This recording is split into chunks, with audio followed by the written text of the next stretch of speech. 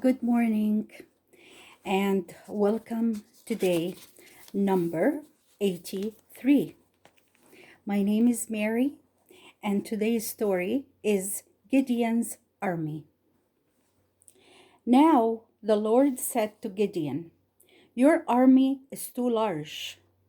If Israel should win the victory, they would say, 'We won it by our own might.' Send home all those who are afraid to fight." Many of the people were frightened as they looked at their enemy's army, and the Lord knew these men would only hinder the rest. So Gideon sent word through the camp, "Whoever is afraid of the enemy may go home." And 22,000 people went away, leaving only 10,000 in Gideon's army. But the army was stronger because the crowds had gone and only the brave men were left. But the Lord said to Gideon, "The people are still too many. You need only a few of the bravest and best men to fight this battle. Bring the men down the mountain beside the water, and I will show you how to find the men you need." In the morning, Gideon called his 10,000 men out and made them march down the hill, just as though they were going to attack the enemy. When they were beside the water, he noticed how they drank, and he divided them into two companies, according to their way of drinking. As they came to the water, most of the men threw aside their shields and spears and knelt down to scoop up water with both hands. These men Gideon commanded to stand in one company. There were a few men who did not stop to take a large drink of water, holding their spears and shields in their right hands, to be ready for the enemy if one should suddenly appear. They merely caught up a handful of water in passing and marched on, lapping water from one hand. God said to Gideon, "Set apart these men. These are the men I have chosen to set Israel free." Gideon counted these men and found there were only 300 of them. The difference between them was that these 300 were earnest men,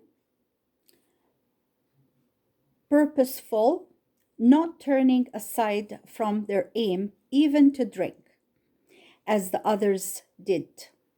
Then, too, they were watched men, always ready to meet their enemies. No enemy could have surprised the 300 who held their spears and shields ready while they were taking a drink. Then Gideon, at God's command, sent back to the camp on Mount Gilboa all the rest of his army, nearly 10,000 men, keeping only his little band of 300 before the battle.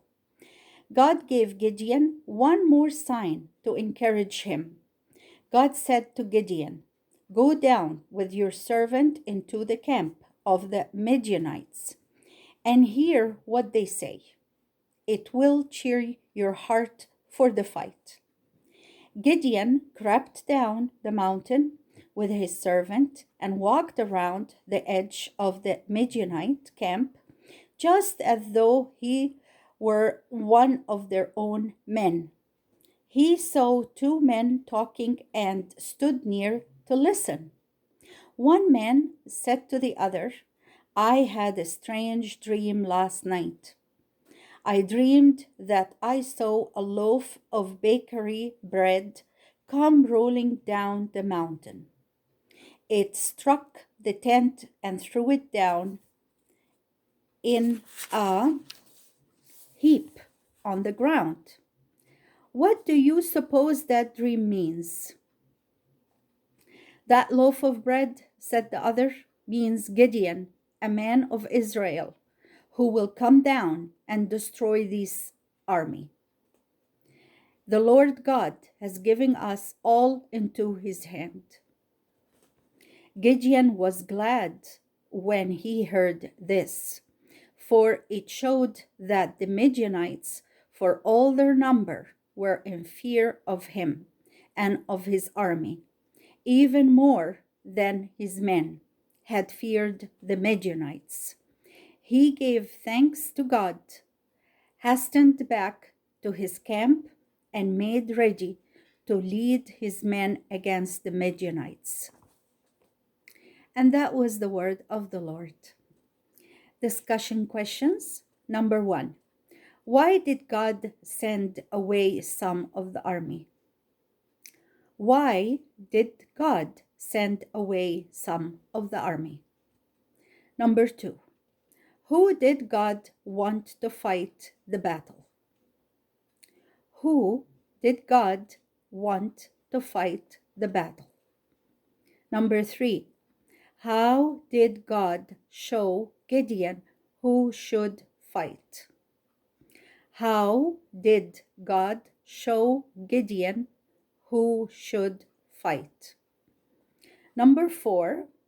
What did the men in the army camp dream? Number 4. What did the men in the enemy camp dream? Number 5. What did that mean? What did that mean? And that was the end of our discussion questions.